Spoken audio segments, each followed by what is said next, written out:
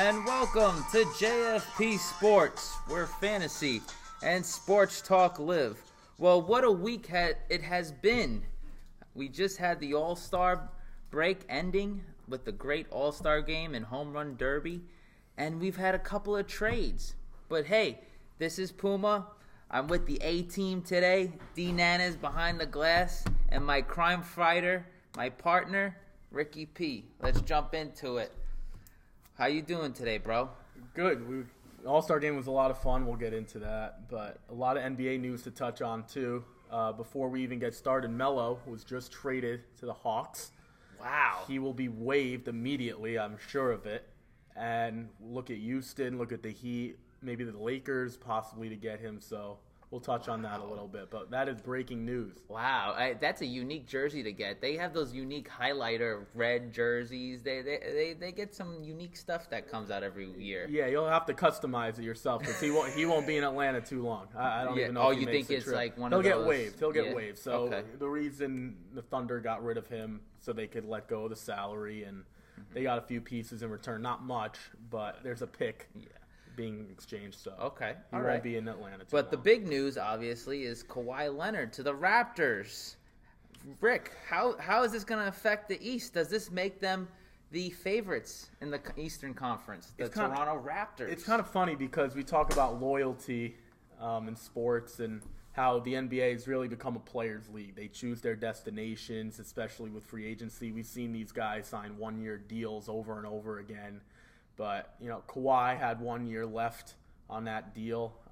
The Raptors ate that deal up. They were willing to take on what I think is a high-risk, high-reward situation. Why do you say that? Well, Kawhi, we didn't really play last year. I believe it was about 9 games. He had the quad contusions. And so he said. Right. So he said, exactly. We're not going to be the ones to cast any aspersions with injuries. It wasn't our bodies, but the Raptors took a big risk. They send a loyal DeMar DeRozan. He could have gone to the Lakers. Love that guy. Could have gone to the Lakers or the Clippers a few years ago, and he decided to stay there. He's been loyal. We've heard people even say, "Let's get a statue." Wow, I'm not going to give a statue to a city that's A, not in this country, and B, they got swept by LeBron last year. So we can hold off on this statue talks, but he was loyal, and he really, really loved that city. People like Drake and Justin Bieber embraced him. The fans did, and it's tough to see him go. Yeah, I know. I mean, I just saw the other day on IG that Drake actually sent out a heartfelt message thanking him like 1,000,000 times for his efforts and for him playing in Toronto and always giving it his all. But at the end of the day, you have to do the deal that benefits your organization. Right, and if we break it down from the Raptors and the Spurs... And Kawhi makes them a better team. Right, Kawhi definitely makes them a better team. We're not going to argue that Kawhi is not a better player. When healthy and when he's motivated, he's a better player than DeMar DeRozan.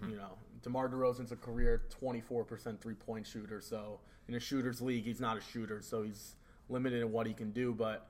Kawhi's one of the best two-way players, if not the best two-way player in the league. And the Raptors will be better if he's motivated, but you really sold your soul for this one season. So we're going to see. It's a rental. Right. It's a one-year rental. And the problem with Toronto has always been you're successful through the trade and through the draft because no big-time free agents want to go to Toronto. It's just right. I remember when way back when, I think it was 2010, Chris Bosh. He even left there to go join the Big Three. Right, in Miami. Right. In Miami. They didn't go to Memphis. They went to Miami, and can't fault them for wanting to go to Miami. But no, you can't. If we look at it from the Spurs, I don't really know what was on the table from the Lakers. So that I don't know if they took the best deal. I really don't. I don't think it was anything to get back at Kawhi saying, we're going to send you to Toronto and go live with it. Getting DeMar DeRozan, who has 3 years left on his contract, I think was enticing for the Spurs. And if you're the Raptors, you see what you can do with Kawhi. You got Kyle Lowry, OG Anunoby, and a few of those young pieces. So hopefully they can make it a good run next year. I mean, the only team I could see overthrowing them would be Boston Celtics. Right, and Philly's got to be in that conversation with Simmons and Embiid and Giannis up in Milwaukee. Realistically, I think the Raptors are still better than the Bucks. Milwaukee's not in the Western?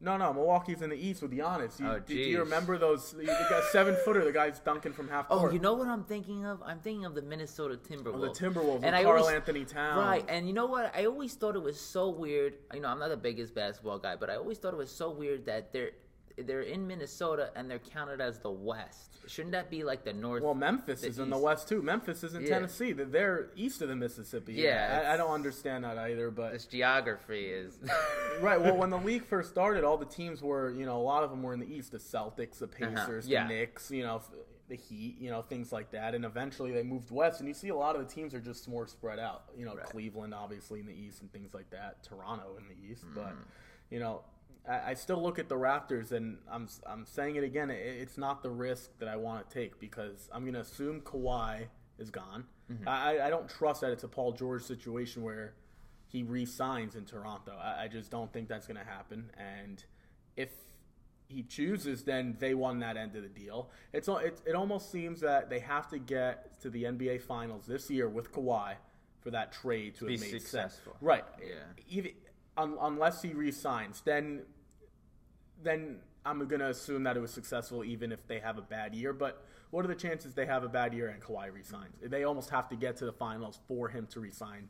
It looks like the Clippers and Lakers are just going to wait that year instead of making the trade now. Makes some sense.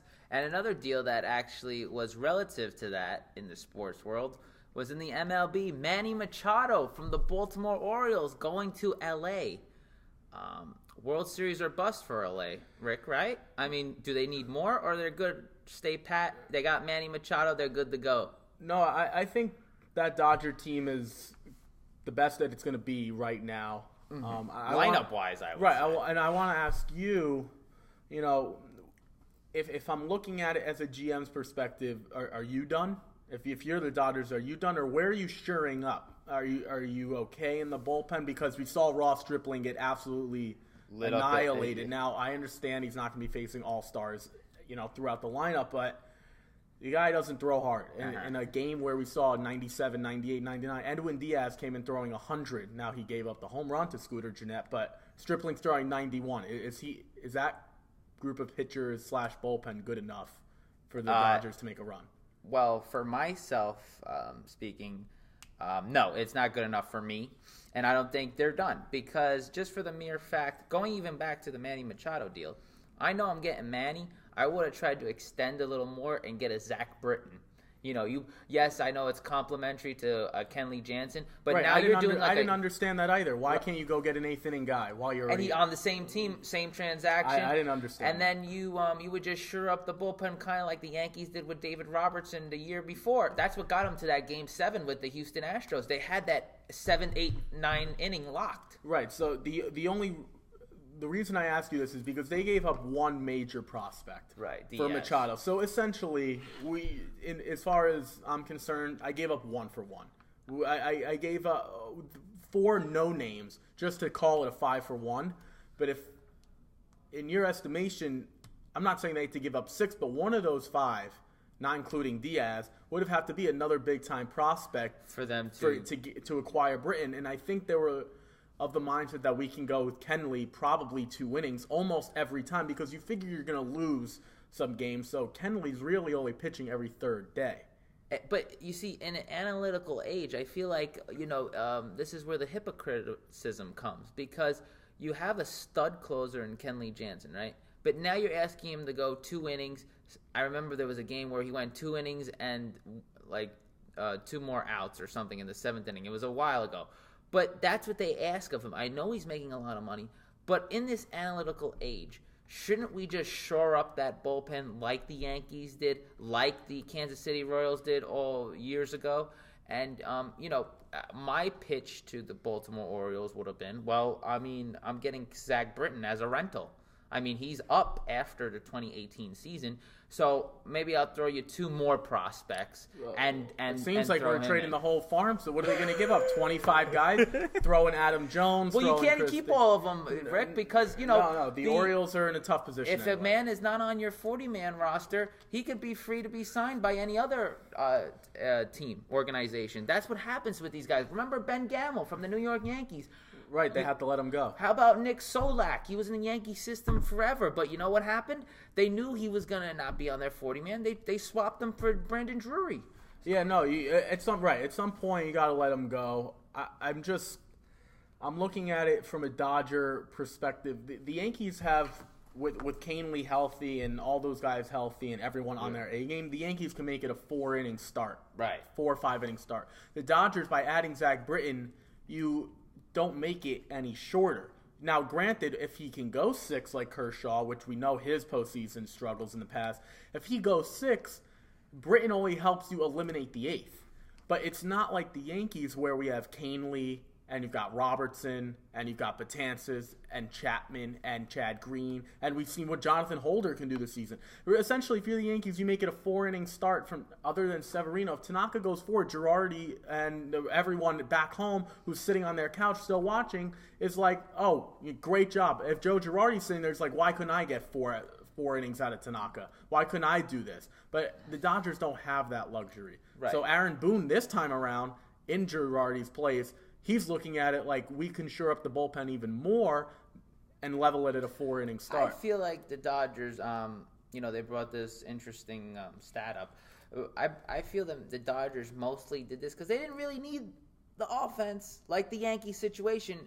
If anything, people saw their needs in the pitching aspect. Right. I know they did lose Corey Seager, their original. Is this an overreaction to Corey Seager? No, I think it's an overreaction to LeBron James. Oh, okay. Because I'm looking at it from a business point of view. They want to tap into that market. I mean, that market's already been tapped. The Lakers are getting the views. They're getting everything. You know what? The next best thing in that town is the Los Angeles Dodgers. I mean, you even got the Angels trying to tap into that market. The Angels are out of it. But they've been in Anaheim forever. But what happened a few years ago? They changed their name, the Los Angeles Angels of Anaheim. Why? Because they want to tap into that market. It's a huge, humongo market, and people want to dip in it. Right, and that's the problem that baseball's had for a long time. You know, we saw Mike Trout and Rob Manfred not get into it, but there was a difference of opinion because Mike Trout is, a lot of pure baseball fans know, he's not the most, over talk guy, and he's very low key. Yeah, he goes about his business. Right, he just wants to play baseball, and he happens to do it in LA, but he just wants to play baseball and be himself, a small kid from Millville, New Jersey. Yeah. He's not the Bryce Harper. Bryce Harper's a little more invigorating and draws a little more attention to himself, and that's not Mike Trout. But it's funny you bring up Manny Machado and the marketability. Baseball's just tough to market. I mean, in the NBA, if LeBron James is going to score 5 points and that's his worst game of his career, he's going to be on the floor 40 minutes out of 48. Mike Trout can hit 3 home runs, and those 3 home runs last you 3 minutes and they're 3 at-bats, and he might not get one ball hit to him. Now, if I'm a father, and we all hope to be one day, if I bring my 5-year-old kid to the ball game, and it might not be Mike Trout, it might be someone else down the road, but it doesn't matter. Right, whoever it is, it's tough for me to say, oh, look, let's go watch Mike Trout today. Oh, by the way, he's only going to get 3 at-bats, and he might not get a ball hit to him. Right. Versus LeBron James or Kevin Durant. He's going to constantly have the ball. Right, it's just tough for baseball. So I really, if that's the Dodgers' motivation, if we've come full circle, I just struggle to find that to be a concept. Manny Machado might hit 4 times. No. I feel like, in the jersey sale, the merchandise aspect, and bringing more a Latino flavor to the ballpark, I think is constituted. And, definitely in LA, in that market, you could definitely tap into that. They did that with Venezuela, the pitcher, years ago. So I could see that happen again. But, yes, going back to, I think they do need another guy behind Kershaw. I mean, the next best thing is Alex Wood. Rich Hill. Are you really depending on these guys? They're all injury prone. All right, that's number one. Number two, Stripling was a bullpen guy to begin with. Right, and yes, he made the All-Star team. That's great. But how is second half going to be? We saw it last year. Judge was on fire. He won the home run derby. What happened? He was striking out every other time. You don't understand how happy I was to know Stanton and Judge were not participating. Absolutely. Me too. Harper at home for D.C. is great. But that's about it. Right. I don't want any Yankees involved. Let him have Michael Conforto. Good. Let someone who's hitting 206 or whatever he's hitting, or a bad team, let him participate in the home run derby. Yeah. Because as a Yankee fan and as a guy who does this show once a week, I don't want to see those guys ruin their swing. Whether I believe it or not, baseball's a mental game. Oh, absolutely. And to these guys, if it's ruining their swing mentally, physically it's just as bad physically too. So I'm happy that they weren't a part of it. You got to be in a good place. But they definitely, the Dodgers should make a bold. They already made a bold move for Manny Machado. This is a rental player. He's not signing anything until after the offseason. So the effort to win is now. If you're the Dodgers, though, as soon as I get him in, I'm bringing him right down to the front office. Manny, when can we get this done? Because I don't want him hitting free agency. I think Manny told Baltimore and that group, the Dodgers are one of the teams I'd like to go to, knowing that he's going to try to re-sign there. Because Manny, throughout this whole process, has been pretty low-key. He hasn't made too many. He knew he was going to be traded. Yeah. Right, and it was ironic that Ken Rosenthal, who originally broke the story, right in the middle of the All Star game, they claim it was a medical, on one of the prospects, and we don't know if one of those guys were swapped out or, paperwork-wise. I'm looking at it. I just think that story didn't break on All-Star night because they didn't want to ruin the All-Star game itself. Wait till it's over. Right. But there was lingering reports, but it wasn't official. Manny knew that All-Star game was probably going to be the last time he put that Orioles jersey. Right, and at the time you're representing the previous organization. So right, and the American League itself, which happened to win for the 6th time in a row. But now the game doesn't matter for home field, but you're still representing the league, and he's done wonderful things for the Orioles, absolutely. And the Orioles allowed him to really mature into what we know him to be. Mr. 305 right there. So definitely, I believe they need another either bullpen piece or pitching piece. Something to do with like a Rays, Sergio Romo, and Chris Archer. That wouldn't be a bad deal. Get that package. No, well, that package would probably cost you more than I think the Machado one will, because of the control that Archer has. Right. Romo, in my opinion, you can go get a Romo. We saw Brad Hand just get dealt to the Indians today. And we're going to move to that, but wow. Right, yeah. What are your feelings on that one? Well, today, Brad Hand from the San Diego Padres was moved for Francisco Mejia. Remember Francisco Mejia from the Cleveland Indians? He had a Joe DiMaggio-like career in the minor leagues. Yeah, I think he hit 2 home runs in the Futures game, if I believe. This past. Was it this one or maybe two? No, 2 years ago. He's been a big prospect for a while. Right. He's in the Petco. Right. They're in San Diego.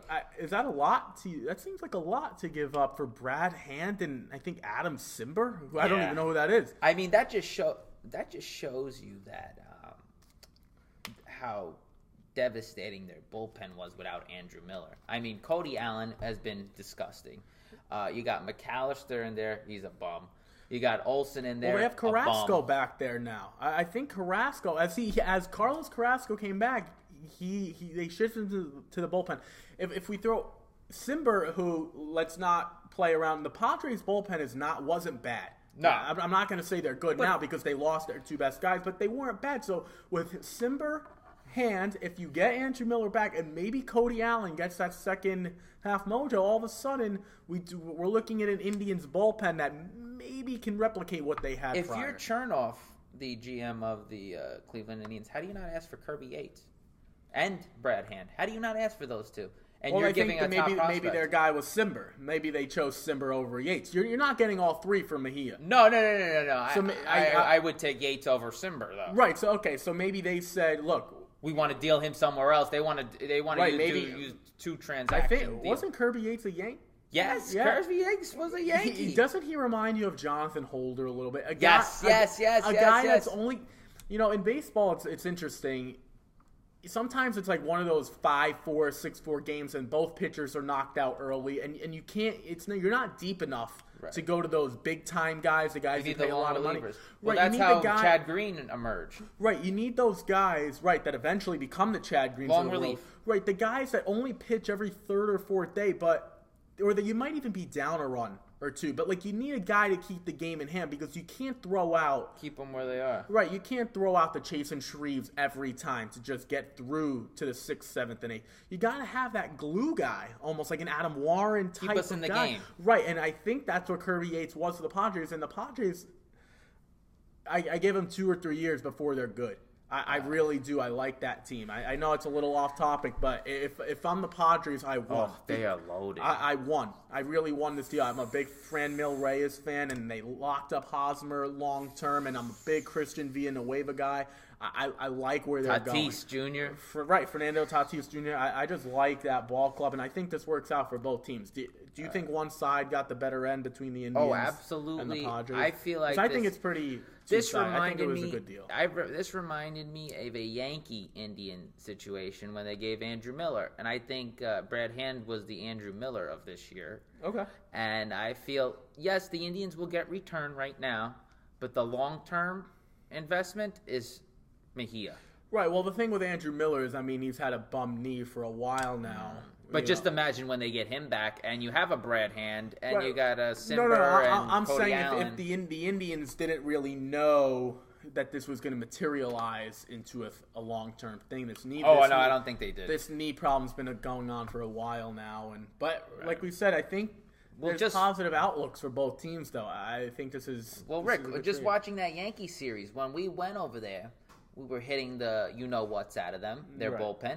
And when we before the All Star break, we had that matchup with the Cleveland Indians. We were hitting the you-know-whats out of them. They were winning, and we were hitting the you-know-whats out of them because Severino didn't have it one day. Him and that Kluber matchup was maybe the most anticipated matchup of the year.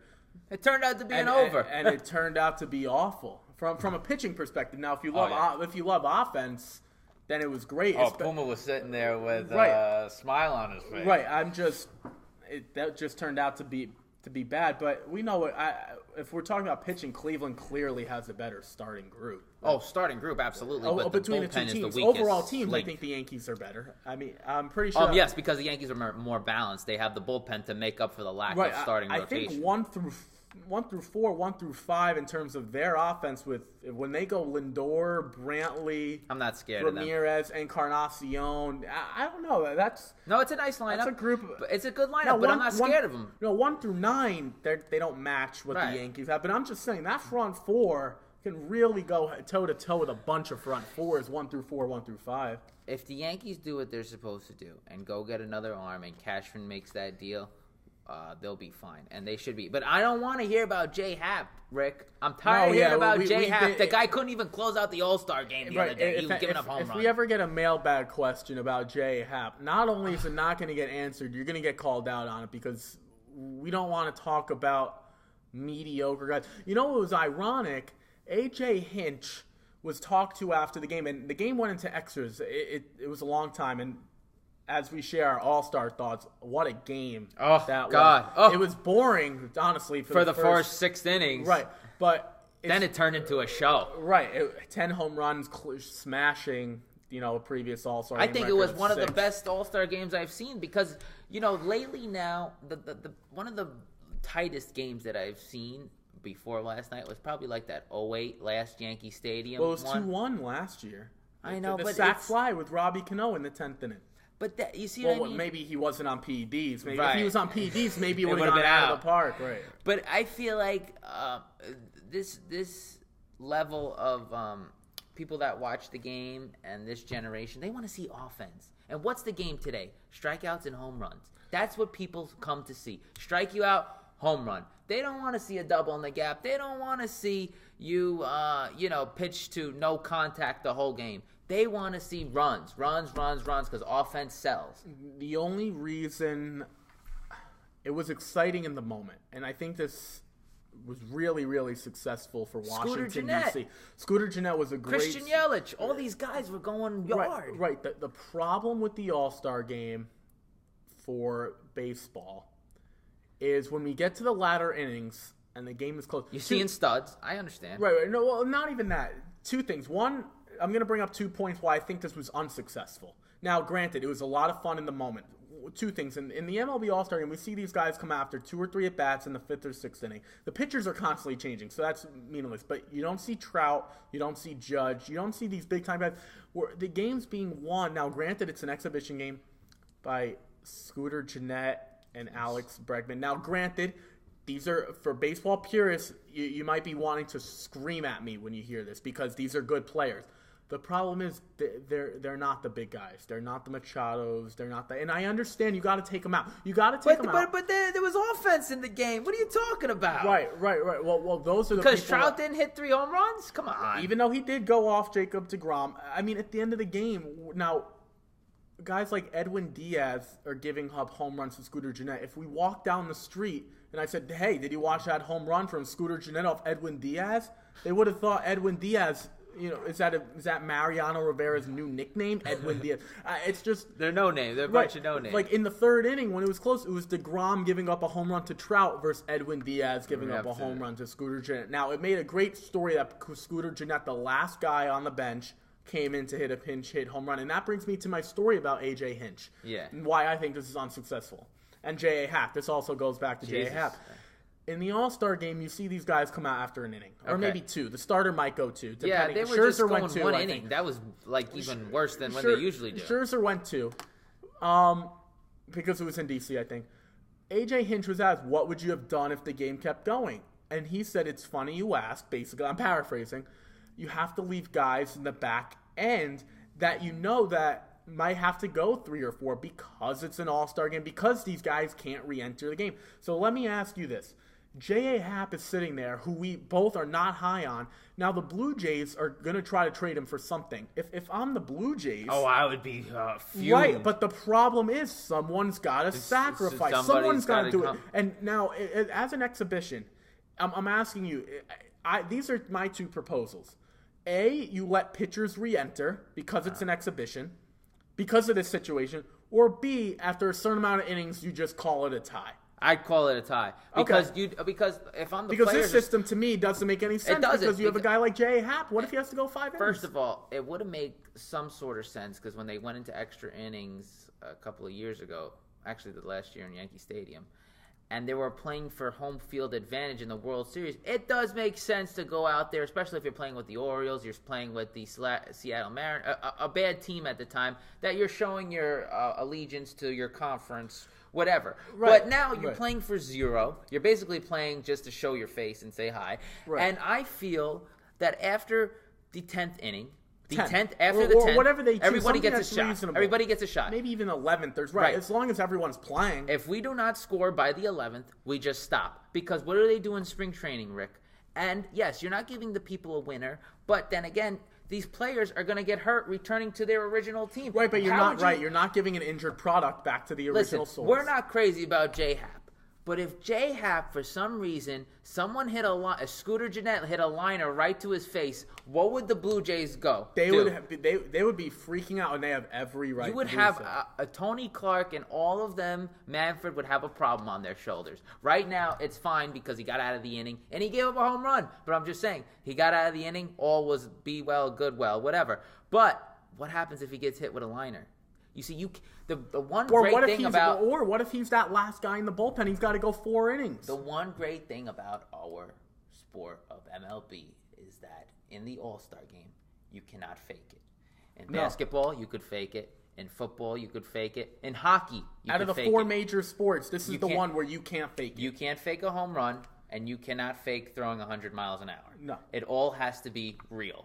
These guys are competitive enough to want to win and get guys out and want to get hits. Fine, I agree with that. But it gets to a certain limit where, hey, listen, let's do right by both the players and their teams, and let's get them out of this situation. It's really just a hey, meet and greet, play a game, and then get out of there. It's no different than a spring training game. You just have studs all over the field. Right. Instead of A-ball players. Right. So usually we disagree on things like this, but now that you took the home field advantage out of it, I'm with you. There's no reason. Let pitchers re-enter, which is already you're already messing with it. No, because you don't want to mess with the arm. Right, you don't want to mess with the arm. Imagine getting Tommy John after an All-Star game. What would that team do? Could you imagine the Mets? I could see this happening to the Mets, by the way. Right, DeGrom. They re-entered DeGrom, and DeGrom gets everybody, on the radio, I can't trade him. They should re-sign him. Meanwhile, the guy has the highest value he'll ever have. Let's just put that out there. He'll have the highest value, all right? He's got 2 years left. Could you imagine DeGrom re-entering? And by the way, after the game, God he has a forbid he little gets hurt. elbow discomfort. Forget about it. And it might not be because he re-entered. He could have gotten it naturally just throwing a bullpen. But they would look to that. Stop and get back up again. Right. And maybe that's an unrealistic. I was throwing out just alternatives, but they've got to do something about this. They got to revisit that. Right, and it should have never come down to home field advantage anyway. This is an exhibition game. Right. Don't make it into something that it's not. But no, I'm with you, and that's crazy. Right. But definitely, they got to fix that. They got to get the smart people in the room and get some new rules. Real quick before we move on to football, last episode we talked about our favorite All-Star memories. Right. The other reason I say this All-Star game was unsuccessful is now maybe you look at Alex Bregman down the road. That's the big moment. Yeah. I don't see there were no major guys like a Mariano pitching his last inning. So no name worthy of remembering. When we look down the road, when we're 50, 60, 70 years old, I don't know if we remember 2018. You know what I remember first? I remember Judge hitting the home run in the first inning. That's what I'll remember more than everything else that transpired. Because it's our guy. It's a New York guy. Oh, no, by the way, he didn't take the home run derby, but it's Judge. But that's just for us, maybe. Right. I don't know if people from St. Louis or people remember Mariano Rivera. Right. People remember Cal Ripken and A-Rod switching spots. Or Torrey Hunter robbing that home run. People remember Barry that, Bonds, and that's just the reason. Now, you can't script it. This is baseball. Right. It's not a fake. That's the best. That's why I consider it the best All-Star game in the sport. Call me biased or not. Right, year by year. But if in the history of baseball, that's just the I don't know if there's gonna be a moment where we could sit back and say, you remember that? Maybe it is Bregman's home run down the road, but we don't know that right now. All right. So switching some things up, switching gears actually, we're going into the AFC North breakdown. It's NFL talk That's time. My division. That's Rick's division.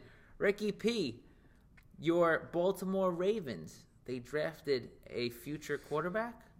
Do you think the future? First of all, at number 32? Before we get started on Lamar Jackson, I just want to say Ozzie Newsome and that group did a great job. They got, I think, the best draft in the out of 32 teams. And this is his last draft. Mm-hmm. He might have we might be looking at this 15 years down the road. This is a New Orleans Saint draft from last year, I believe. Right, when they had got Lattimore and Kamara. And Ramczyk. Ramczyk's a big under the Ramczyk on the O-line, and someone who potentially might be a Hall of Famer down the road. Many Pro Bowls to come. And I said, watching that year, 2017, right? And I'm like, the Giants need an alignment. The Giants need alignment. Well, why are you surprised the Giants messed it up? Them and the Mets must hang out. They must meet at the Meadowlands now that they're sports betting, and they must wager on the other teams because they haven't done a thing right since OBJ. But even they're doing him wrong. Well, don't get me. I don't want to talk about the NFC East right now, but we're on the North. Right. We're on the AFC North. I just wanted to really. As a happy Raven fan, I think the Ravens did a really outside of Lamar. I think they did a great job, but. Lamar Jackson is one of those guys. The Ravens don't usually go for the flashy guys. So this was a little surprising to me. I don't know if they wouldn't have gotten a quarterback that I would have been happy with that late. So I think Lamar was their best choice. Kyle Uletta? Nah, you know what?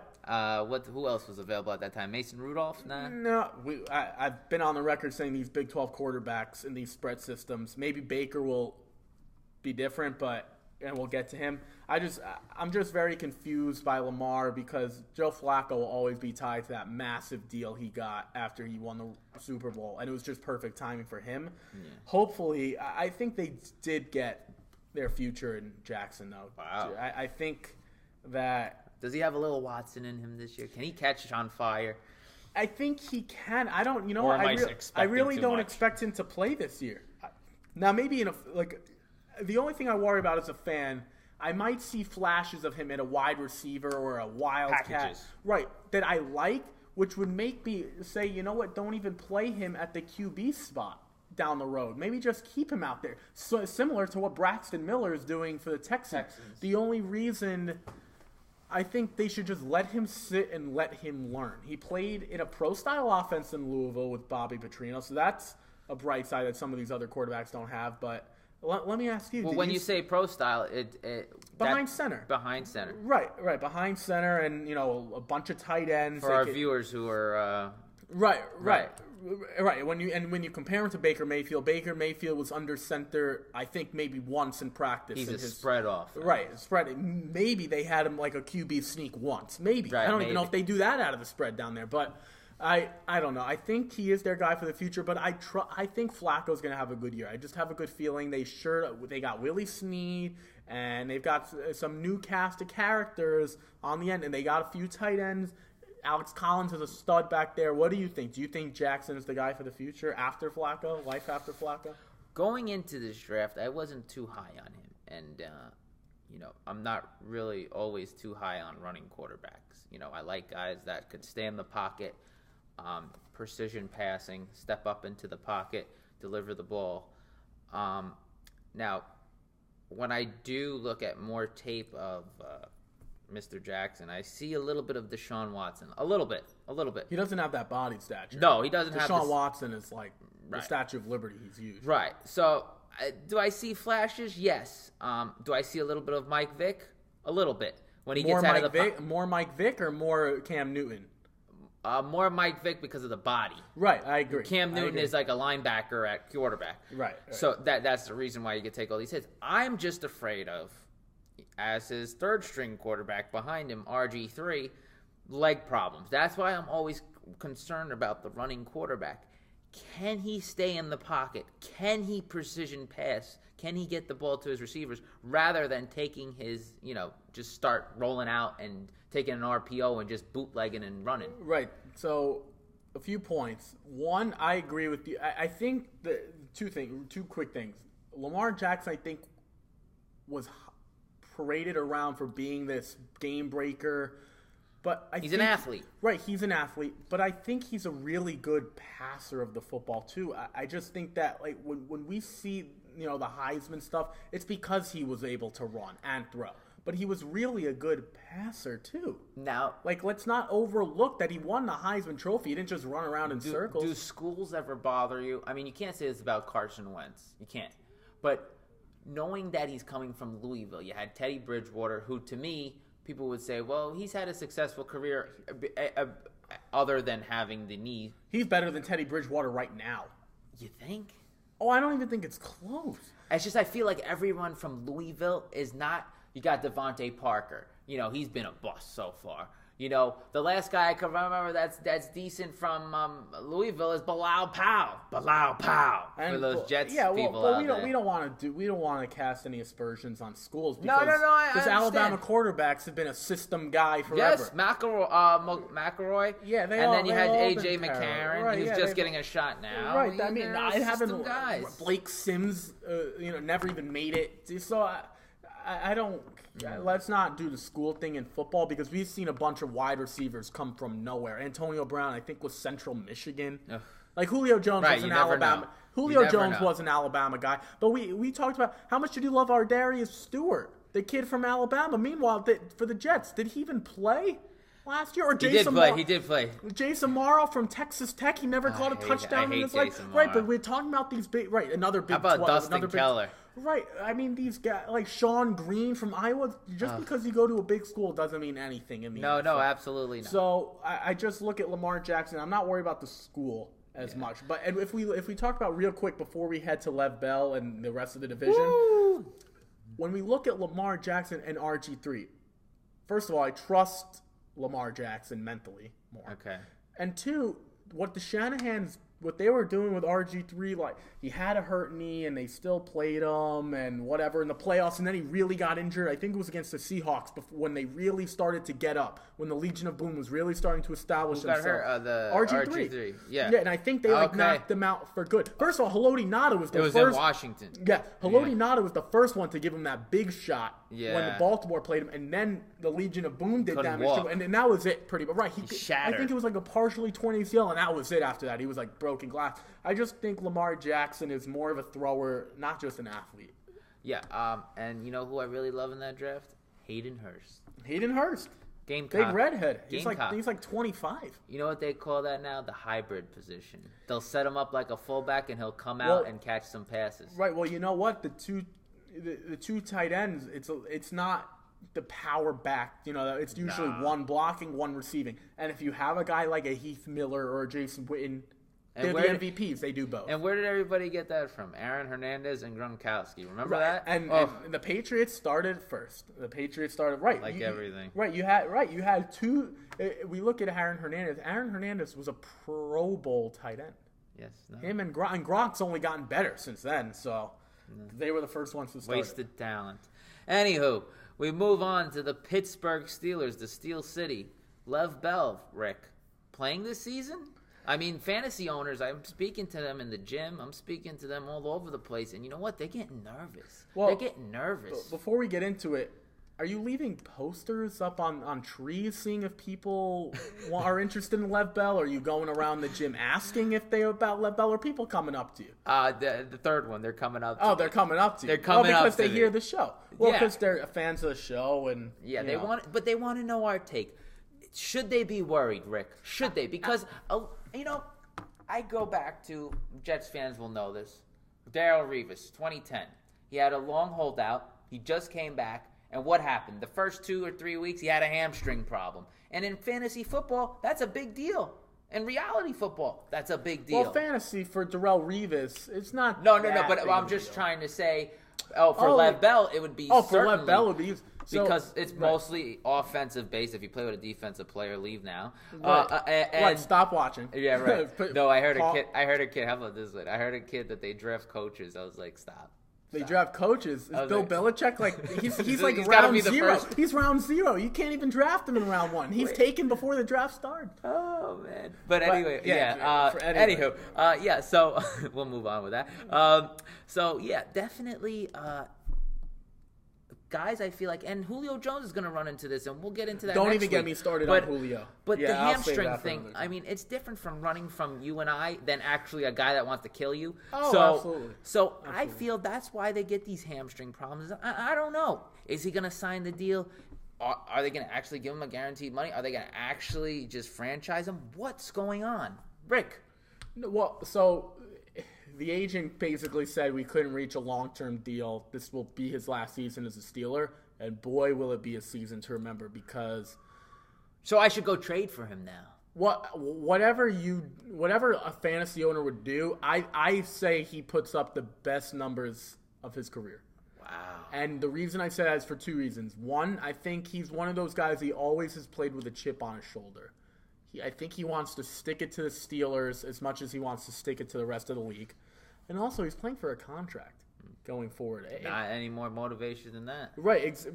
Not when the money's on the line. And show me the money. Right. And I think on behalf of Lev Bell, it was an unwise move not to sign the long term because I don't think he's going to get any more. But if you see the money that they offered, there was no guarantees. 5 years, $70 million. That looks like a lot. I mean, there was a deal out there when Revis went to the Bucs. NFL. It was like 5 years, $96 million. There's no guarantees. If I hurt my leg tomorrow, because he's 30 and he's a running back. He's the best player in the league. Not named Brady. Oh, not named Brady, not named Rodgers either, apparently. Well, right, but I'm just saying that's not a quarterback. Not his teammate Antonio Brown either, apparently. But I'm just saying he is the best. He might not even be the best running back in football. Oh, come on. You don't think David Johnson? Who's better than him? You don't think David Johnson? How could we count David Johnson? He was out all year. Yeah, what about the year before that? People were looking at me saying... I used to be 7 years old, too. Stop. Well, Marshall Faulk was still running when we were 7 years old. Holy moly. Well, Damian Tomlinson was... What did he have, 22 touchdowns that season? Oh, shoot. But look. The guy played in 2016. Okay, he played one game in 2017. He broke his hand on the second play. I can't count David Johnson right now. The only one you have an argument right now with me is Todd Gurley. Oh, I didn't even bring up. Oh, I'm sorry. I didn't bring up the Offensive Player of the Year and Todd Gurley. Shucks me. I forgot about him. That's the only one that could go against Lev Bell. And I don't think it's close. We're not going to compare I running think the backs. Pittsburgh Steelers have the two best players in the league. At their skill positions. At wide receiver and probably in all of football, 1, 2. Not in all of football, because Julio Jones might have something to say about that. Nah, that Brown is better than Julio Jones. What could Brown do for you? Every time I see the ball going to this guy, there's 3 guys around him. He still catches the ball, Rick. No, and I understand. I think this is the time to get Lev Bell, because to me, as a fantasy owner, right. How about as a real football team? As a real football team, I'm not giving him the money he's looking for next year, and the reason I say that is he does have that hesitation style, like it almost. I love that. Right, which like is watching. Good. He doesn't get. He's not smash mouth. He doesn't really take the hits. That's something. But that's what I'm saying. That's why I feel like his longevity will be longer. But 2, he's done it already, and 3, he should be paid handsomely because he's done it already. Right, but I look at if I'm a team, if we not the Tennessee Titans because they're very high on Derrick Henry. If like a team like Seattle, right? Seattle, they've been dying for a running back since Marshawn Lynch. Dying for one. They tried Thomas Rawls, and they tried a bunch of these no-name losers. If you give Lev Bell the money he's looking for, and granted, as a free agent, you only need 1 team. You don't need 10 teams to come with that money. 1 team, you're essentially risking the hard cap. You are. And you better have a team. Like, why are the Rams so good this year? Because you're paying guys Aaron Donald off their rookie deal. You're paying Todd Gurley off their rookie deal. You had the Eagles. As well last year. Right. To be successful, you have to have guys off their rookie deals or young players. Like the Rams, they just signed a bunch of free agents. They signed Cooks and they got Peters via trade. They're bringing in some of these bigger name type guys, but the real money with the real players, it's low because of where they're positioned. So as a fantasy player, get him now. Long term, if I'm a football team, I'm very hesitant because once these guys hit 30, it can go. Well, I do agree with you in that perspective because now the trend is let me just wait till the second round in the draft and I'll just go draft myself. Right, you can get a Kareem Hunt. Right, Galvin Kamara in the 4th. These guys linger around. And we're not talking about. But I say this is a special player. For you folks who are thinking, I say this is a special player. For you folks who are would respond with Saquon Barkley or Ezekiel Elliott, that's well and good. But most guys aren't those guys. Saquon Barkley can make the argument that he's the best running back prospect ever in the history. But I still haven't seen him do it. Right, and that's. Right. I can't take Penn State numbers. Right. The men play on Sunday, Rick. The men. I haven't seen it yet. I don't know. Alabama would make the argument the men play on Saturday around 3:30 on CBS. Well, that's Alabama. For you folks out there who are big college football fans like me, I've set a countdown clock on my phone. Yeah. We're just a little over a month away. August 25th, I believe Colorado State plays around 7 o'clock. So there's my college football note for the day. But you're on top of stuff. Right. No, I think I'm a nut. But moving on to the rest of the division, is Baker Mayfield the guy in Cleveland? Yeah, I know he had a lot of jokes made fun of him last night at the ESPYs. Oh, did he? I didn't get to see that. He had a lot of jokes. You know what? It's one of those things. It's like they should just put it on Twitter or something. Like we don't need a 9-hour show. But I feel his personality is right for the city. They need someone to look to. What about Johnny Manziel? Johnny Manziel is the guy to look to. Yeah, but I don't see it long term happening. If so people want flash in the pan type of guy, right now, I feel like he is this year's Deshaun Watson and taking the league by storm. But moving forward, once we get tape on him, once we start to expose once his the height, league figures him out. Let's put our hands up.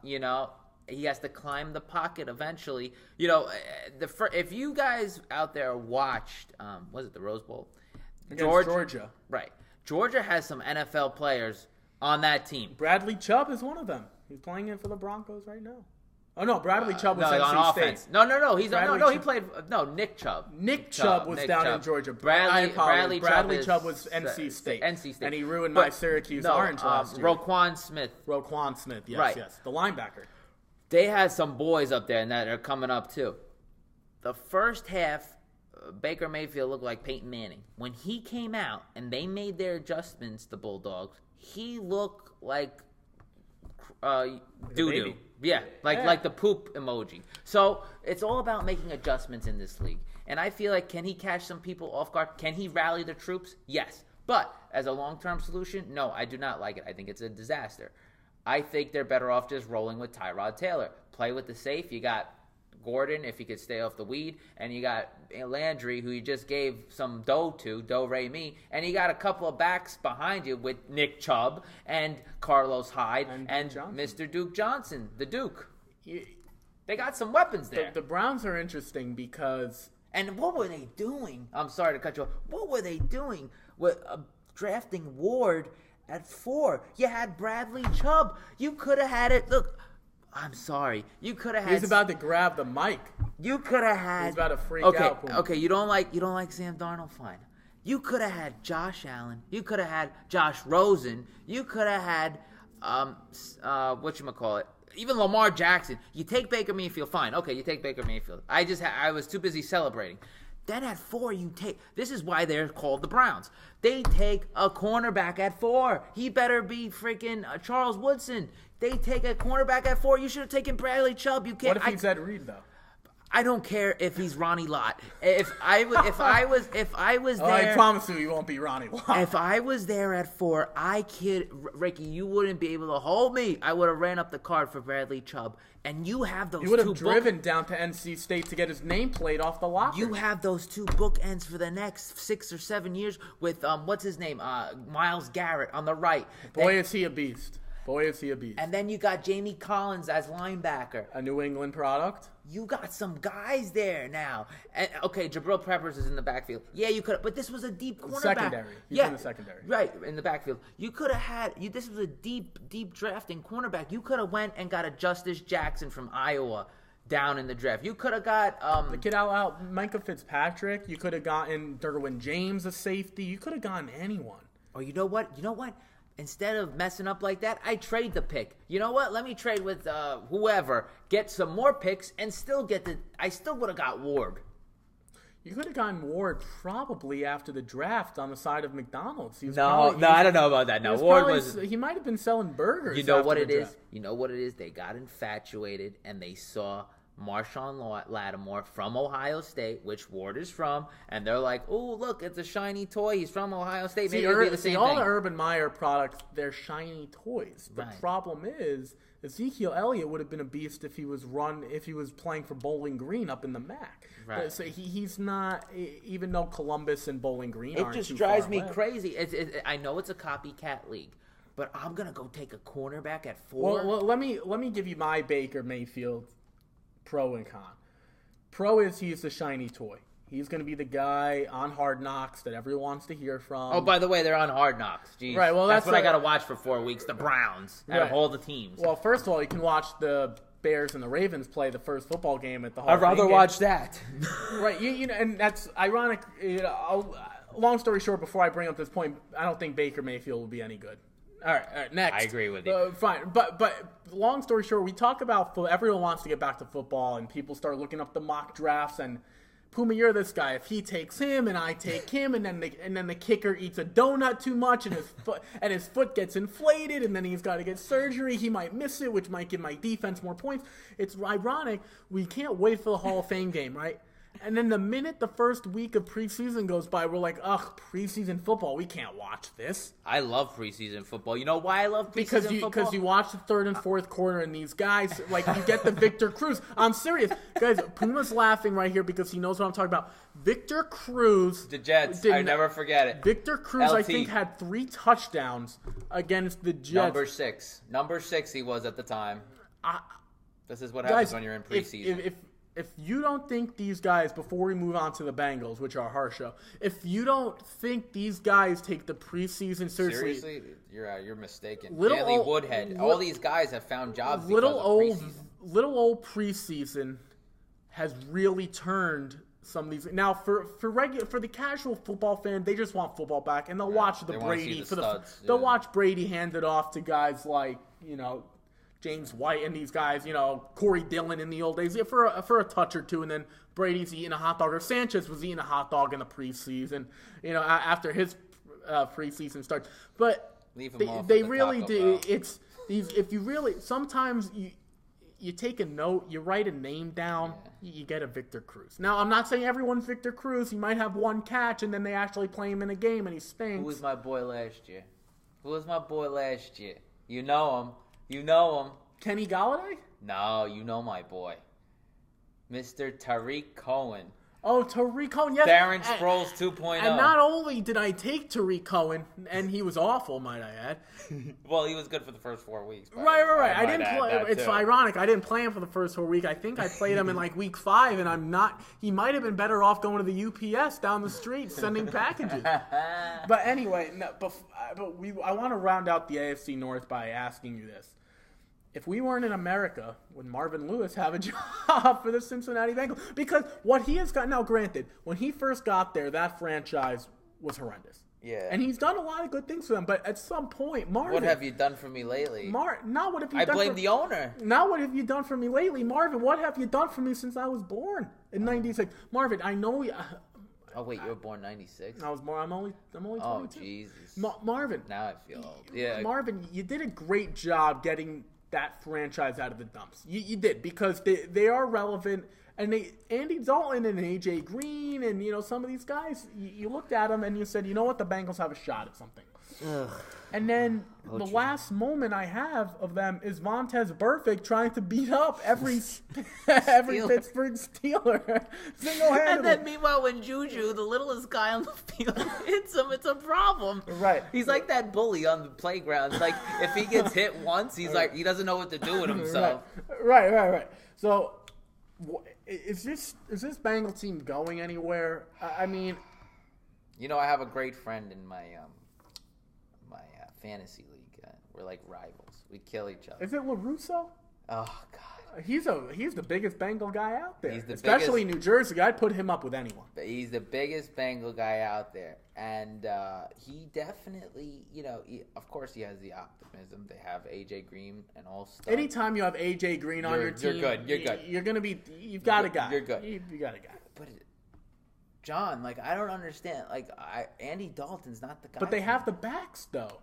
I know they have the backs, but I like Joey Mixon. If he's not punching people in the face, he's not bad. I have a Corvette with no tires, so you know what I mean. Right. You're right. I have all the no engine apparently. I have the all internal stuff, but how am I gonna? I don't see Andy Dalton leading us to a championship. Andy Dalton couldn't lead you to McDonald's. Andy Dalton, he'd fumble the car keys. Andy Dalton reminds me of. Or throw him away. Tell me if this is accurate. Now, Jet fans, you're gonna know this. Does Andy Dalton remind you of a little bit of a better version of Chad Pennington? He does just enough to win games. Accurate, but he doesn't have the arm. No, and no. And the reason I say no is because Chad Pennington, after week 1, I was ready to drive up to New England myself and say, hey, this is where it ends. When I used to be a Jet fan growing up, and Chad Pennington, he would get hurt by the time I made the drive from Fort Lee to Foxborough, Puma. That was the problem with Chad Pennington. It's not that he wasn't good. It's not that he didn't have any hope. He was decent down in Miami, too, for the Dolphins. The problem with Chad Pennington, and I'm going to be honest, is you couldn't watch a game without him being attended to by the training staff. Yeah, he was. That was the problem. At least Andy Dalton finishes games. Or he gets taken out. No. I meant better where he's not gonna. Yeah, he's not gonna flash you. Oh, I'd rather have Alex Smith. If we're talking about game managers, I'm taking Alex Smith. 100%. That was the biggest mistake the Jets never made. When Alex Smith was the guy in San Francisco, when they were able to turn him around, little old Colin Kaepernick came around and said, you know what, I'm the shiny toy around here. Alex Smith was basically thrown to the curb like a cheap bottle of vodka. And they said, you know what, Alex Smith? Andy. Right. Fat Andy's going to pick you up. Right. And what did Andy do with good old game manager Donovan McNabb? He won a lot of games. And what did he do with good old game manager Alex Smith? Win a lot of games. But guys like that, you see what I mean? You win a lot of games, right? You're always in contention. But you don't go over the top. You can't go over the top. But if you're the Jets, who out of all those guys? Let's but none of those guys have been able to put you over the Puma. Let's throw the fact. Let's throw the nobody except for Joe Namath. But let me let me tell you 1776. Okay, so did Dalton put him over the top? He's a loser. But if I'm the Jets at this point, wouldn't you be happy with a 10 and I'm not even going to give you 13. No, I say 9-7, but we'll get to that. Fine, 9-7. But I thought James Jones was drinking the other night on NFL Network. He said we would win 11-5. I wanted to cry. Are they? They must be playing Rutgers and I couldn't believe State. it. And then he goes, "We're gonna start 6-0." I wanted to cry. 6-0. Does he know the preseason games don't count? No, but listen. James Jones, the ex-Packer. Ex-Pax or James Jones? You know why he said 6-0, and this is a little facetious. Maybe he thinks he's got an NFL comeback in him. Oh. Maybe he thinks that if he you would take him because that's how bad that receiving core No, is. well. Okay, look, I like how we're talking about the North and we ended up talking about the Jets. Right. Look, wait, listen. Okay, look. This is a New York show. Okay, wait. Okay, and listen. we Now Dalton. you're coming at me and my people. Okay, listen. We have one of the underrated receiving cores in the league. We have that Doug Baldwin in Robbie Anderson. We have that under the cover team. Jermaine Kearse is there. He never gets mentioned. Jeremy Curley was good too, right? Forget about Jeremy And Jay Curley. Samara was good too, right? Okay, but everybody Is Wayne Corbett coming back? They all have those mistakes. Is Lavernius Coles coming back? Or Santana Moss? Every team has their mistakes. All right? Every team has theirs, you know? So is Thomas Jones running the where's ball? Steve Smith? Where's Steve Smith? Steve Smith might have been one of the greatest additions at the Baltimore Ravens. Oh, what's his name? No. I got you right here. Brashard Perryman. And what's the other one? Kamar Aiken. Yeah, where are those bums? Where are those bums? They look. Kamar Aiken looks like somebody I seen at Port Authority on the side of the road. And it's ironic you bring that up because if we're going to go the Ravens, we are making a little full circle here back to the AFC North. Long story short, we got off the Bengals. They should just blow up everything. Please. But if we're going back to the AFC North, the one thing that I've always said about receivers is they're the new and shiny toy out of the draft. For the North? No, just in football. Oh, they're the new shiny toy out of the draft. Mike Williams last year with Clemson going to LA Chargers, he did next to nothing. Right. They're the hardest position to judge. Right. Exactly. But I feel like 80% of it is based on the quarterback who's getting them the ball. Right. I mean, in theory, if Tom Brady's throwing Mike Williams the ball, Mike Williams might be the second coming of Randy Moss. I don't know.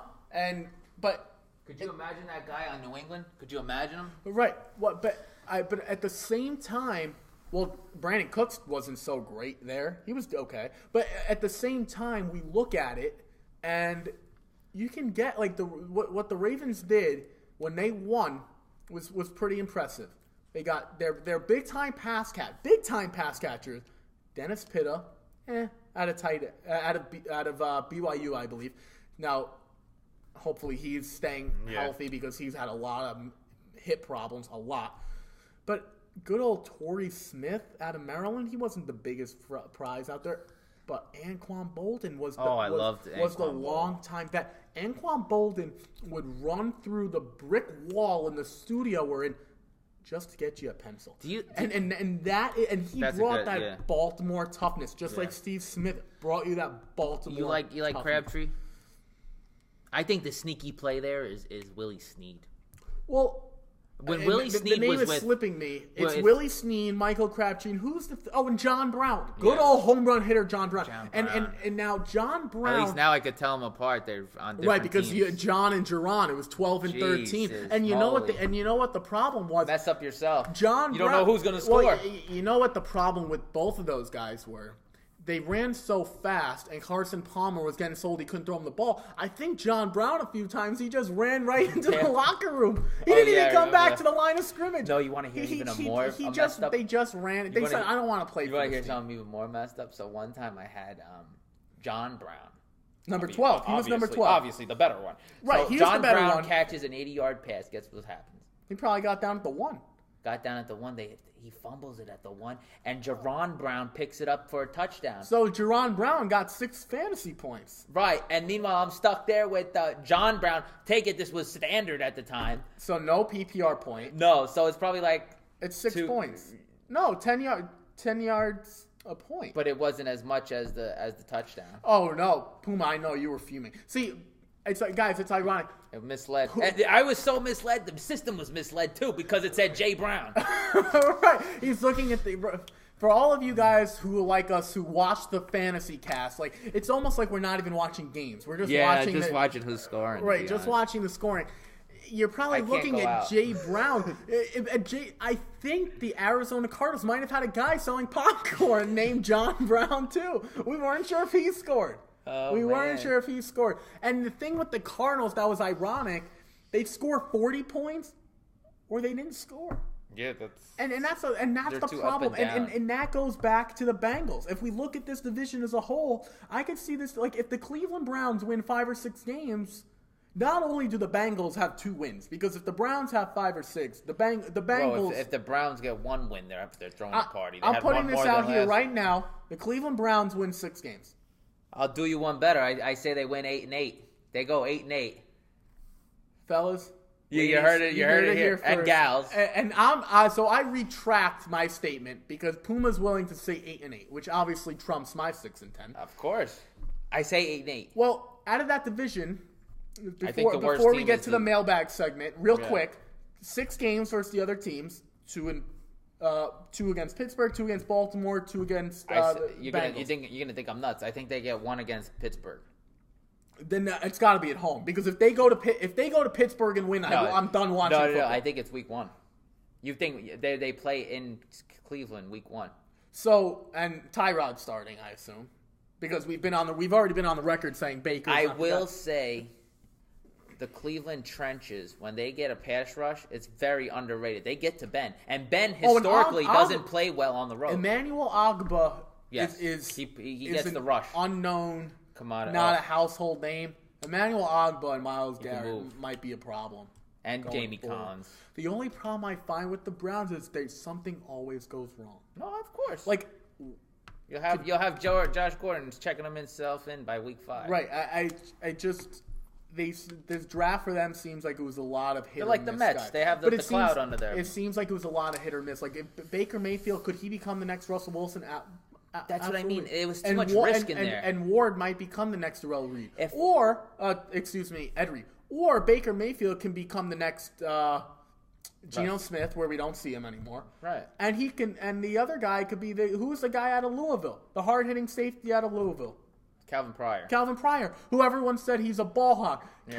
Calvin Pryor couldn't hit a water bottle on the table. He couldn't run through the pane of glass. Right. And it's just too many hit or miss guys. There were more surefire bets that you know what you're going to get. When you have 1 pick in the top 5, you better get it right. New York Jets. If you have Jets, 2, you better get them right. New York Giants. If you have 2, the Giants got it right. Well, your job is on the line. We got it. You know what? If Saquon Barkley, the Jets got it right. I think everyone got it right except for that team. Because they have that cloud. If you're the Giants, Saquon Barkley is the guy you have to get. If Saquon Barkley, knock on wood, tears his ACL week 3, and he never plays again. Oh, that's who I was thinking of. Sorry to cut you off, but Saquon Barkley could have been an option to go 1. Saquon Barkley could have been a guy to go 1 now, just not with them because they already have so many running backs. No, it would have sucked for fantasy, but I mean, if I'm thinking of I never would have tried to get Carlos Hyde. If that's when it told me they weren't getting Saquon, when they got Carlos Hyde. Yeah, fine. But if I'm the Giants, real quick before we get to that mailbag segment, if Saquon never plays a down of football and Sam Darnold never plays a down of football, they didn't get the draft wrong. No. Those are the guys that they were supposed to get. Number 1 on everyone's board. Saquon was number 1, and Sam Darnold was arguably everyone's number 1 quarterback. So they did what they were supposed to do. So they did. Yeah. Well, hopefully, we'll see. From your lips to God's ears, bro. We'll see. Lips to God's ears. Anyway, to the mailbag. All right. Which you folks love to hear. So, we got Brian from Fort Lee, New Jersey, from the neck of the woods. He goes, I have Lev Bell as a keeper. All right, this is a one-man keeper league. Should I even give this a thought of keeping him this season with the whole contract situation? My other options are Derrick Henry or Melvin Gordon. So, Rick, what do you think? Should he go into the flames, like you said? You know, this goes back to our AFC North talk about the Pittsburgh Steelers. Do you think they eventually re-sign him? Do you think he eventually becomes a free agent and he's going to have this big, impactful, historic year? Or should he just cut ties, keep a Melvin Gordon? I wouldn't even bring up Derrick Henry. Brian, whatever medication you might be prescribed, either A, you need to stop taking it, or B, let me in on it. Because if you let Lev Bell go from your team, not only do I hope you lose every fantasy matchup you have, I hope your commissioner throws you out of the league. Well, okay. Let's take it from his side of it. Le'Veon Bell. Well, let's take it from his side of view, because there is some there's nothing you could, but there's nothing you could say. Now you can't trade him. If you had someone like Ezekiel Elliott, where you said, you know what, they're going to load the box with 11 guys, and because you take Melvin Gordon over Ezekiel Elliott. No, but at least I can make the argument where Melvin Gordon. First of all, Derrick Henry shouldn't even be brought up. This is strictly on contract situation, because no one in their right mind is letting Lev Bell go. No, I'm talking about from a fantasy perspective. At least I could say, with Zeke Elliott, you know what? I'm not the biggest Dak Prescott fan. They didn't do anything to address themselves wide receiving wise. I understand that. Lev Bell, I mean, you got to keep him, buddy. Yeah, keep him. I don't thank know us what later. Right. You don't even have to thank me. Please, just do don't it. Do it. Don't do it. Just do what you're supposed to do. We'll move on. Okay, we got Dominic from Pennsylvania. Okay, he's a fellow commissioner like myself, and he needs some commission advice. How should I keep owners who are out of it by week 5 intrigued still once they have most likely been eliminated from the playoffs? I mean, Rick, I've been a commissioner of my league since 2014. All right, and yes, I've had problems like that. But the best thing to do is always keep payouts. Always keep, if you finish last, there's a penalty for that. And I feel every league is different. I used to have, if you finished last, you would have to, eat the worst thing in the world, or the most disgusting thing, or you have to buy the draft board for the following year, or if you finish last in the league 2 years, you get kicked out. So there's many stipulations that you could do. Do you not agree?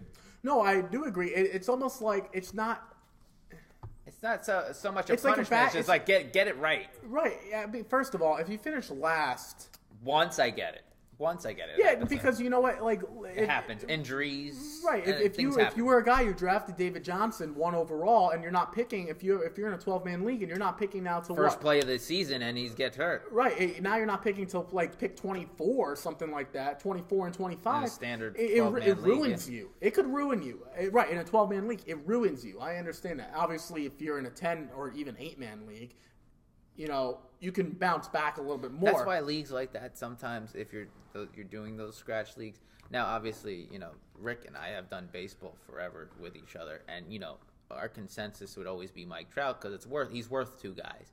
So he is worth 2 guys. So in that you got to position, top 3. You're thinking to yourself, A, it's got to be Bell. B, it's got to be Gurley, or C, it's got to be Antonio Brown, because all 3 of those guys are probably worth 2 other players when they're on their game. So you have to think like that, because the next time you're picking a guy out of the top 25. Right. Let's just be right, real. and that's the problem. Your second guy is going to be detrimentally a little weak for that position. So what I would say, I would, in my real quick opinion, if you're playing for money, which if you're not, great. If you are, great. If you are playing for money, I would make that person pay the entry fee again if you finish last. Okay. Now, granted, if your entry fee is $1,000, that might be a little harsh. Maybe you pay a quarter extra of that entry fee. Or if it's only $50. Say it's $50. If it's $50, you got to double the entry fee into the pot. Right. And it's used for food for next year. Right, or it can go right to the winner. There's many ways. Or maybe you pay for the winner's entry fee next year. There's many creative ways you could go about it. I'm sure Brian. No, this is not Brian. This is Dominic. I'm sure Dominic is in a league with friendly people. So I hope so. Yeah, guys, I mean, you get some D-bags in there. But if you're in guys, you really should be playing fantasy sports with people you know and trust, because that's what makes it more fun. If you're doing it with random people from Reddit.com and you don't know them, it's not. They finish last. Right. You're not going to want to trade with them. You're not going to have that personal. You're not going to watch games with them on Sundays and talk about it. So it makes it that more special when you're doing it with people you know. Right, and it never hurts to have a few bragging rights in there. Exactly. Forget about the money. If you're not playing for money, it's very nice to have a trophy and or whatever you guys choose to do. Maybe you all go out at the end of the season or before the season. It's nice to do. Ask Ricky. when I won in 2015 baseball. Every time I saw him or my other buddy Zach, who we'll bring on this show sometime, but they would always just scream to me, "You won," because they couldn't believe that I was in last place the whole year and I actually came back. But it's something that will never leave you. I will admit that you are the winner of that year. Yeah, no, and we've always said fantasy sports, while it's a lot of luck, there's also a lot of calculated risk. Of course. Now, like you're managing your own team. Right, exactly. And it's obviously more free willing. You're not paying the guys and whatever. Yeah. But the best way to do it, if you're worried about keeping guys after week 4 or 5, in baseball it's different. It's a long season. In football, after September, October, you could be out of it. Your season might be very by Halloween. You could be done. You could also incentivize it by throwing in draft picks for next year. If you have if you have an Antonio Brown and your team's 2-4, you might say, look, I'll trade you Antonio Brown for a 3rd-round pick next year. It helps both of us out. You bolster maybe a weak receiving core, or if you already have like a Julio Jones, now you got a Julio and an Antonio Brown, and I get a 3rd-round pick next year. So I'm probably going to lose with Antonio anyway. Yeah. Why don't you take him off my hands? You give me a 3rd-round pick, which next year you suffer on the 3rd-round pick, but I would suffer a 3rd-round pick if I win this year with him. This question is more geared to around keeper and dynasty leagues because you could do more. You have picks. If it's a scratch league, league, season to season, it makes it tougher. If it's a scratch league, you have to be very creative in your ways of keeping your men. Then it's almost monetary based if you're doing it like absolutely. That. Absolutely, but definitely there's creative ways, and you'll figure it out, Dom. And hopefully you take our advice. All right, so now it's the picks to click for the weekend. We've gotten to that point. Okay. I hear you got 2 New York studs. I got 2 New York studs. Who are playing Mets and Yankees this weekend at the stadium. Oh, yes, definitely. For all you baseball fans who are looking forward to finally watching something on TV. I got my pitcher for the weekend is Jacob DeGrom. Yes, the DeGrominator. He's facing off Sunday night against Masahiro Tanaka. And that's a win for the Mets. What do Rick and I always say? Masahiro could pitch to the 1927 Yankees and no-hit them. But he'll pitch against the Mets, the Miracle Mets, and he'll give up 10 runs. You know who he reminds me of? He reminds me of Joe Flacco in that playoff Super Bowl run. He might single-handedly carry the Yankees. Pitches down to the competition. He might he might single-handedly win a World Series for the Yankees. We could look at him at the end being their addition. Right. We might look at Tanaka and say we didn't do anything, but if Tanaka pitches the way he's supposed to, this guy, he could be the addition. Or we could look at him as Sonny Gray and say, how did we not make a move? Right. So it could go either way. But let's mark that down as a win for the Mets because this guy DeGrom is pitching to a negative ERA if that's possible, and I think he gets the best of them. My hitter will be Aaron Judge. All rise. I think he. But not against DeGrom though. Everyone. Oh, of course. He'll just get it off the pitcher that comes in after him. Right. We'll have Seawald or one of the boys. Gazelman. Jerry Blevins, I'll call it. Jerry Blevins. Good old Jerry Blevins. I think he threw 80 miles an hour once in high school. You know what me and my father say? We say, you know how guys, long-lasting jobs in How does sports? Jerry Blevins have a job?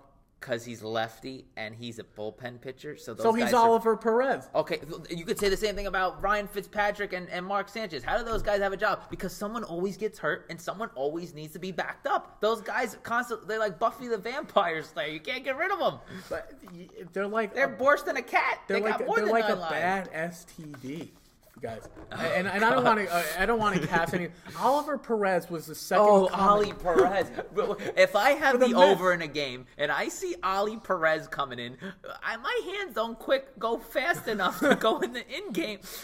Yeah, Oliver Perez was the second coming. I don't even know of. Whatever. Any good like Fernando Valenzuela? Let's put Tom Glavine. They thought he had Andy Pettitte. He was the second coming of Tom Glavine when the Mets signed him. Guys, when he with Pittsburgh. Remember when he was with Pittsburgh? Guys, I just want to let you know if you didn't know Ollie was still playing. He's now a lefty specialist for the Cleveland Indians. If he pitches to 3 batters a week, that's a lot. He's got a job. Welcome to America. Right. This is a great country, man. It's a great country. Rick, who's your pick to click? Trevor Bauer against the Texas Rangers. Strikeout machine. Trevor Bauer, I would say against that free swinging, other than Shin-Soo Choo, who, might I add, is doing something historic. He's like the Joey Votto of the He's doing American something League. Historic down there in Texas. I think his on-base streak is over 50 games now. If you're in an OBP league, you gotta have him. Yeah, him and Joey Votto, you'd be winning every week. Him, Joey Votto, and Judge, just the three of them. Throw Trout in there too. The guy gets intentionally walked 3 times a week. But Trevor Bauer, I think, close to double-digit strikeouts versus that free swinging team. He's got rest. I think historically, there's always a lot of low-scoring games because these pitchers are fresh and the hitter's timing's a little off. So I think Trevor Bauer does well. And he only gave up 2 runs in 6 2/3 last time out versus them. So he's got that team down.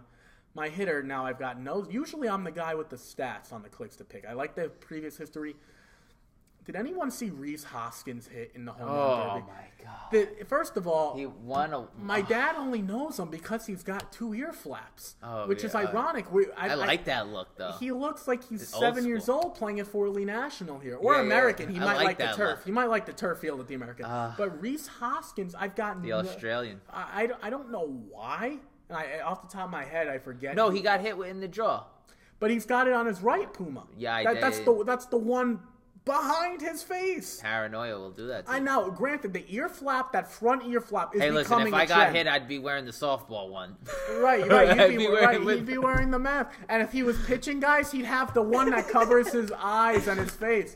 You should see what his hair looks like right now. But anyway, I forgot who the Phillies are playing this week, and it's going to bother me while I'm telling you guys this, but I just have a feeling Rhys Hoskins, Puma's going to look it up for me real quick. Rhys Hoskins just got that swing going, and it was almost like... He was in rhythm or what? I think it was against Jesus Aguilar. Jesus Aguilar thought it was the old system where you get 10 San outs. Diego. Oh, San Diego. Ugh, if it's like it might be Lauer and Clayton. I think it might be Clayton Richard on Friday night. Yes, Clayton Richard. Ugh. He's getting banged. Reese, if you're out there, if you hear this, if someone sends it to you, Reese's Pieces, please just go deep for me. Please. So you're Rhys Hoskins and Trevor Bauer. Nice. Rhys Hoskins and Trevor Bauer. Very underrated. Not too big studs. Underrated, Right. yeah. Trevor Bauer is not the biggest household name, and Reese's Pieces might have a second DeGrom half. and Judge. All right. Yeah. DeGrom and Judge definitely have the That's bigger strong. name. But, might I add, on the New York show, it does appeal to you fans out there. It does appeal as the New York base here in New Jersey. We might have to see a little Judge and DeGrom face off. I'd love to see one strikeout and one. You know home why run. I liked it? Because either way, I'm getting some. Right. See, Puma's like that guy who hedges his parlay, fellas. And ladies and gentlemen, he's that guy that if DeGrom gets the only way that he gets burned is if Aaron Judge gets an infield single and he's thrown out going to second base because Aaron Judge looks bad on the bases. Both of them look bad. Right, both of them look bad. So basically, if you're Aaron We got Judge a or DeGrom, 95% chance right, that it's this going to turn guy's out got good. a 99.9% chance it works out for him on the. Out of curiosity, what day is DeGrom pitching? Sunday Sunday night with It's not- A-Rod. Is it Sunday night? Yeah, Sunday night, 8 o'clock. 8 o'clock. We'll 8 also p.m. be hearing the fantastic Jess Mendoza on the call as well. yeah. I know you're not the biggest Jess Mendoza fan. You know what? I haven't been a big fan of changing it. I was a huge fan of Sunday Night Baseball. I think it was... With Shulman and Boone? No, it was before that. It was Johnny Miller. Yeah. And Joe Morgan. Johnny Miller and Joe Morgan. I think Johnny Miller's doing the Giants game. He does. That was my. They do it on and off. That was my. I love that. I I loved love listening that. to Me those too. guys. Me too. And I think I wasn't a big Aaron Boone guy, as a matter of fact. Boone. And I've actually come on your train. About time. I was a big Aaron Boone guy. Aaron Boone is starting to mess his team. Joe Girardi, if you're out there, don't take the Cardinals job.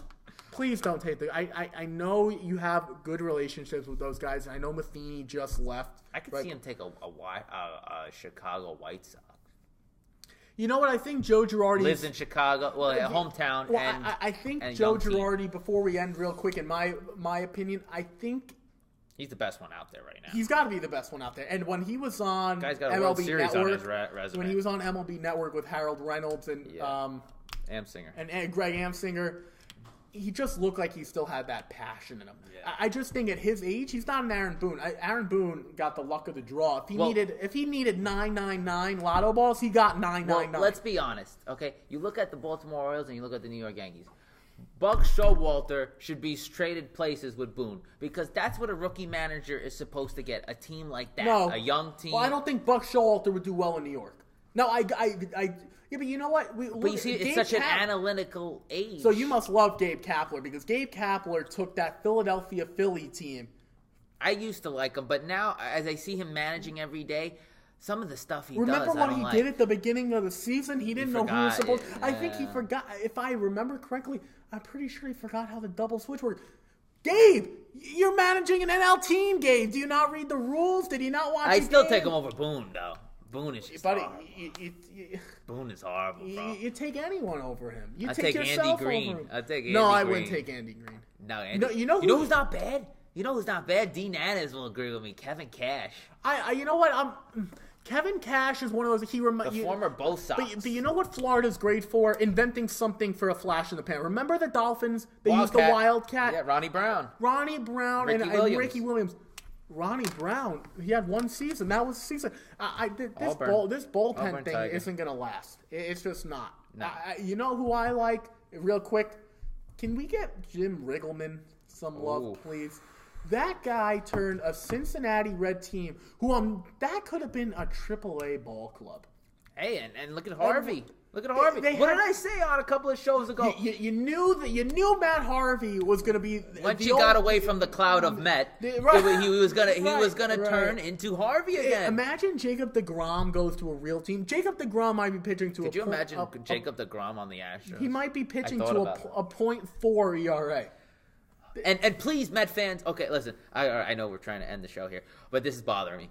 I hate when Met fans go, oh, well, if this group stays together, you got 4 guys.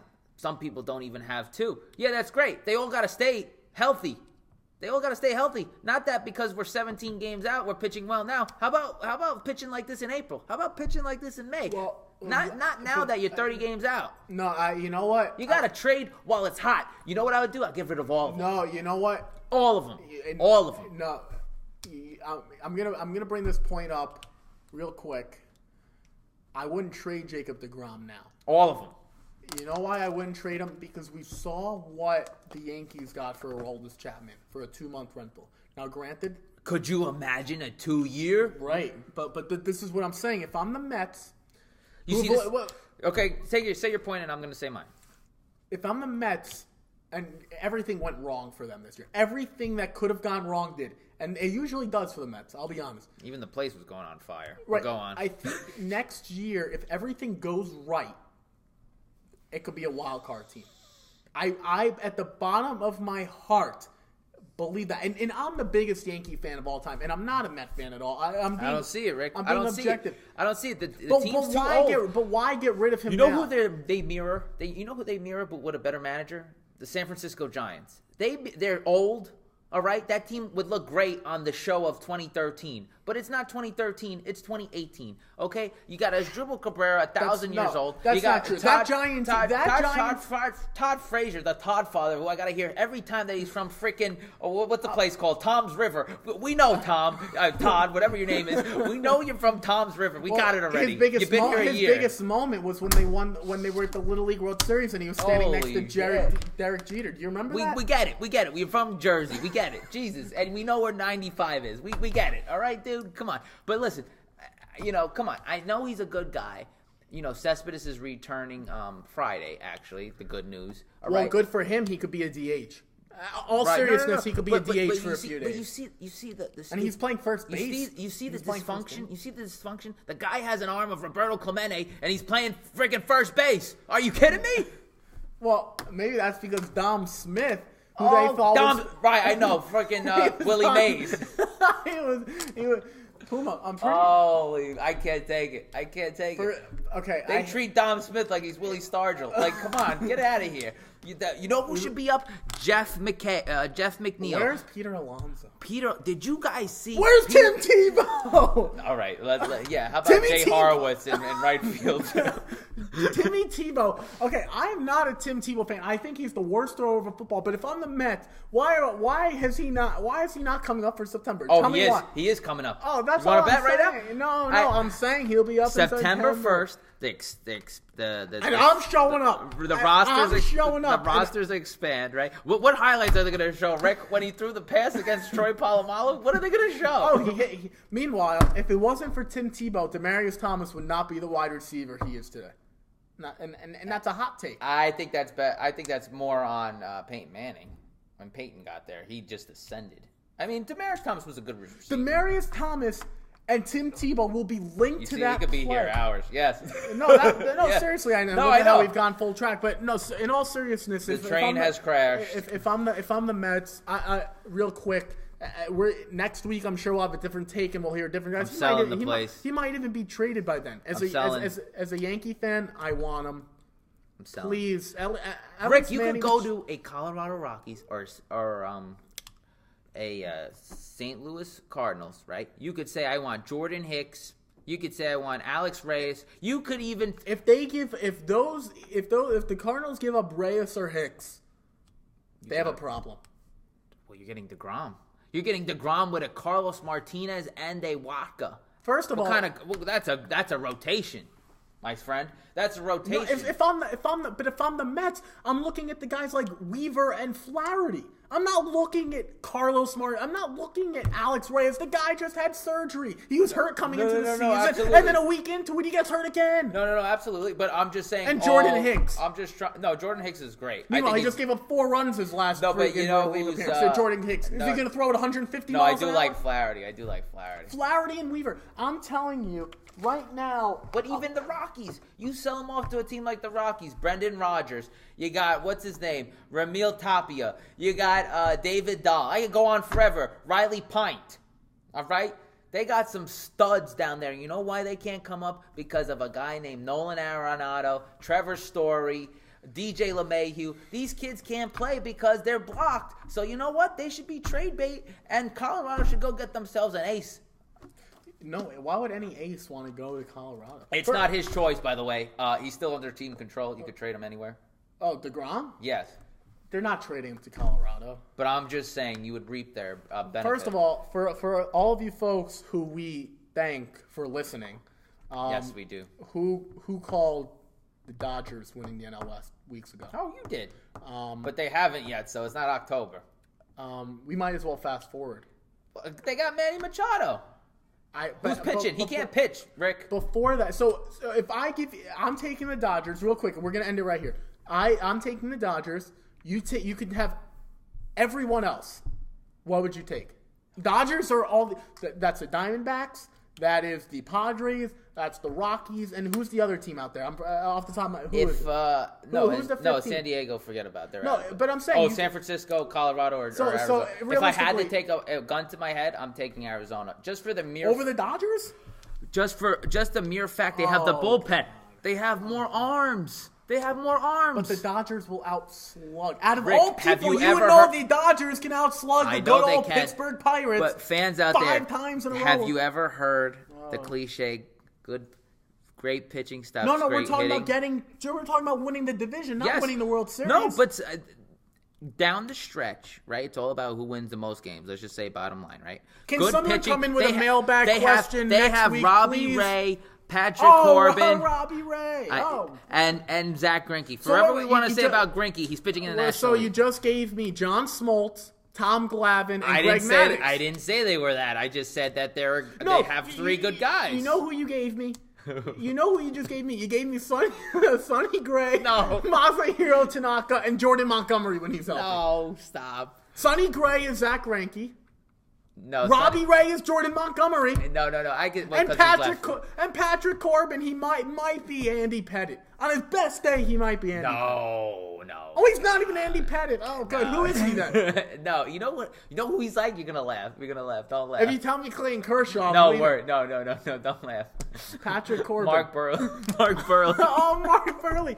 Mark Burley. No, he wasn't like exciting, but he just got wins. Mark Burley was, you know why Mark Burley was great? He's because the most boring fantasy player it was like ever. he threw a no-hitter, I think. Yeah, Mark Burley. but he would get wins. He just wouldn't wow you. He'd have no strikeouts, and he had that rubber arm, I believe. Yeah, at least Patrick gets these strikeouts, but definitely something to watch down the stretch. Mark Burley, if he wasn't for Dwayne Wise, and he didn't have Dwayne Wise, there was an E60, I think. It was a perfect game. Mark Burley threw a perfect game. They had Dwayne Wise interviewed. Dwayne Wise, I think, played like 3 seasons, but he had the best catch possibly ever. Dwayne Wise.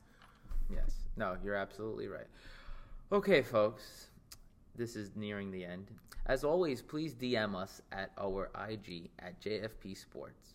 Always, we will answer your questions on air. You could bet that. Take that to the bank. In addition, subscribe to our YouTube channel, JFP Sports. So, it's come time, my friends. In the words of the great Dr. Seuss, don't cry because it's over. Smile because it happened. Till next time, folks. It was great.